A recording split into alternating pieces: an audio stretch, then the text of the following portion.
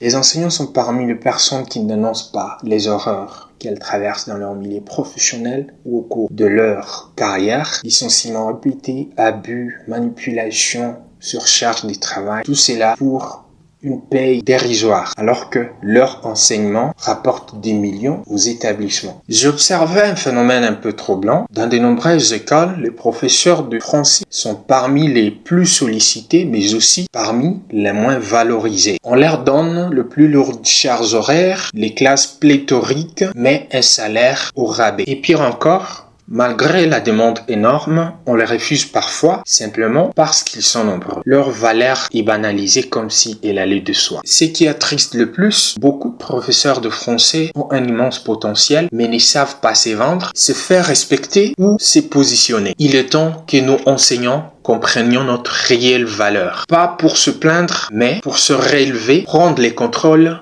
s'affirmer. Chers professeurs de français, on vous a dit que c'était normal d'être épuisé, les salaires faibles, les emplois précaires, les classes surchargées faisaient partie du métier. Mais non, c'est pas normal. Votre travail façonne des générations. Votre présence ouvre des mondes. Votre enseignement fabrique des sociétés. Votre enseignement fait des sociétés. Votre enseignement construit des sociétés. Et pourtant, dans plusieurs écoles, vous êtes les premiers à être oubliés, sous-payés et même maltraités psychologiquement. Il est temps de changer tout cela. Pas en criant, mais en osant exister autrement. Formez-vous à la vente de vos compétences. Apprenez à exister comme expert. Ne mendiez pas la connaissance. Imposez-la par votre posture, votre discours, vos choix. Nous avons le pouvoir de définir les règles. Utilisons-le. Le prof de français est souvent celui qu'on appelle pour résoudre des conflits de communication. C'est lui à qui on donne des tâches qu'aucun autre ne veut. C'est lui qui aide à améliorer l'image de l'école. C'est lui qui rapporte des inscriptions